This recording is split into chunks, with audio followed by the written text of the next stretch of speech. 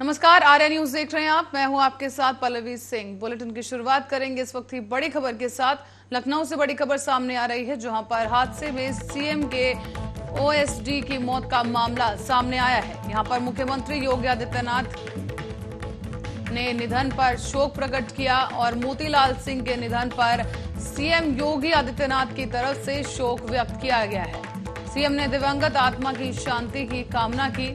और आपको बताते चलें कि ये तमाम मामला जो सामने आया है, इसके बाद सीएम की तरफ से जो प्रतिक्रिया देखने को मिली है, उन्होंने दिवंगत आत्मा की शांति की कामना करते हुए शोक प्रकट किया है।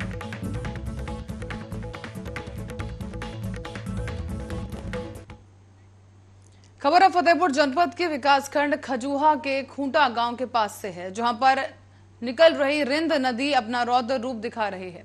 बताते चलें आपको कि इन दिनों छोटी नदियों को पार करने के लिए पुल न बनाने की वजह से ग्रामीणी इलाकों में काफी समस्याएं सामने आ रही हैं।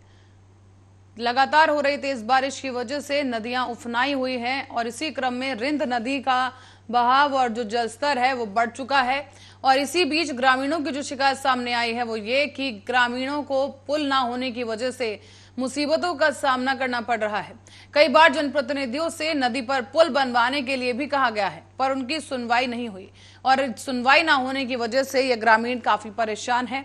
ऐसी स्थिति में बच्चों को स्कूल जाने में भी खासा परेशानी उठानी पड़ रही है। तस्वीरों में देखा जा सकता है कि नदी में जलस्तर बढ़ने लगा है, जिसकी वजह से लोग नाव के द्वारा नदी को पार करने का प्रयास कर रहे हैं, क्योंकि अभी कुछ दिन पहले ही बांदा से फतेहपुर आते समय यमुना नदी में नाव से यात्रा कर रहे लोगों को जल समाधि लेनी पड़ी। आपको बता दें कि ये लोग डूब गए और उस घटना की वजह से काफी भयभीत हो चुके हैं गांव के बाकी लोग। अब देखने की बात यह है कि क्या नदी पर पुल बनेगा या फिर केवल आश्वासन मिलेगा, क्योंकि ग्रामीणों की तरफ से साफ आरोप है कि जनप्रतिनिधियों से पुल बनवाने को लेकर कई बार अपनी समस्याएं उन्होंने सामने रखी हैं, शिकायत दर्ज करवाई गई, लेकिन अब तक कोई सुनवाई नहीं की गई है।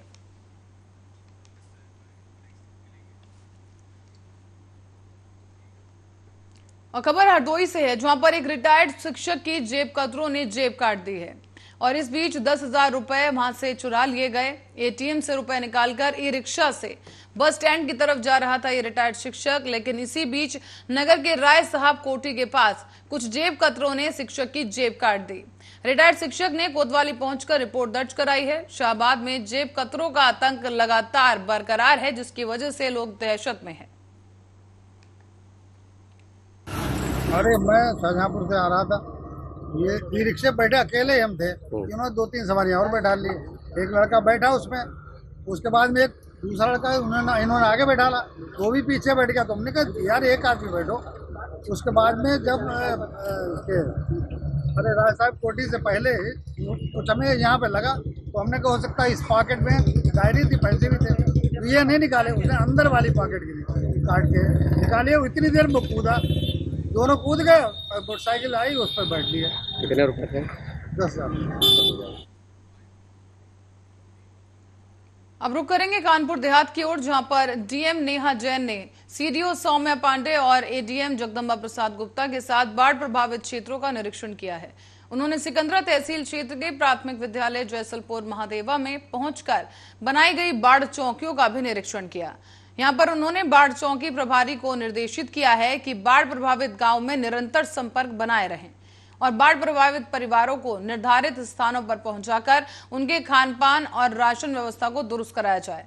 दरअसल आपको बता दें कि सिकंदरा तहसील क्षेत्र के जयसलपुर महादेवा पिचौरा और खोजारामपुर बांगार और गौरीतन बांगार बहमाई ऐसे तमाम जगह हैं जहां पर गांव बाढ़ की चपेट में आ चुके हैं और इसमें सभी व्यवस्थाएं पहले से ही दुरुस्त कर ली गई हैं। इस बीच डीएम ने जयसलपुर महादेवा गांव पहुंचकर ग्रामीण जनों से भी बातचीत की और बाढ़ के संबंध में ये चर्चा की गई है, जहां उनकी समस्याओं को सुनकर उनके निस्तारण के संबंध में संबंधित अधिकारियों को आदेश दिए गए। डीएम ने लोगों को आश्वस्त किया है कि हर संभव प्रशासनिक मदद मुहैया कराई जाएगी और राजस्व कर्मियों को तैनात कर दिया गया है। किसी भी प्रकार की परेशानी होने पर उन्हें अवगत कराएं और साथ ही साथ एसडीएम सिकंदरा आदेशित किए गए हैं कि बाढ़ ग्रसित गांव में लोगों को तत्काल राहत प्रदान की जाए।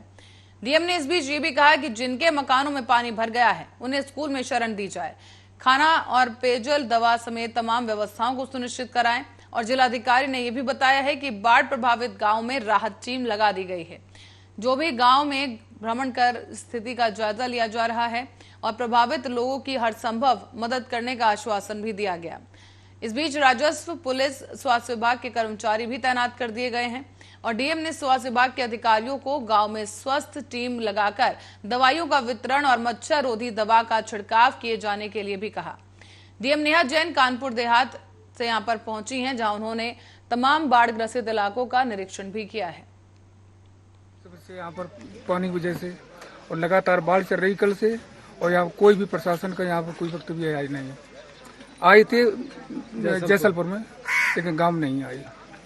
अच्छा, किस किस प्रकार की समस्याओं से जूझना पड़ रहा है आपको? बहुत समस्या बाढ़ की वजह से। सबसे पहली बात, घरों में पानी अंदर चला जाता और काफी परेशानी, यहाँ पर कीड़े मकोड़े सर वगैरह अंदर घुस जाते।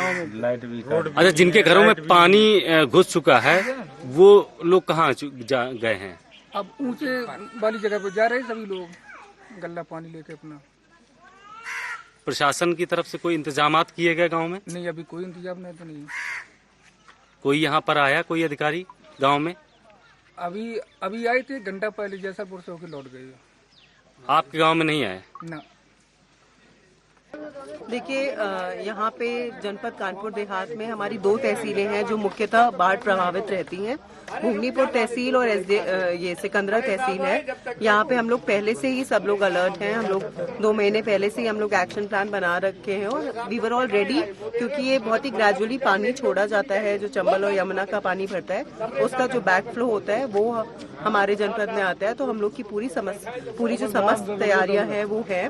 हम लोग ने बाढ़ चौकियां बना रखी हैं, सेफ स्पॉट्स आइडेंटिफाई कर रखे हैं जहाँ पे कुछ परिवार आना भी शुरू कर गए हैं। निरंतर हम लोग ने जो आरआईज, लेखपाल, इन सब की पूरी टीम बना रखी है। एसडीएम साहिबान लोग अलर्ट हैं दोनों तहसीलों के।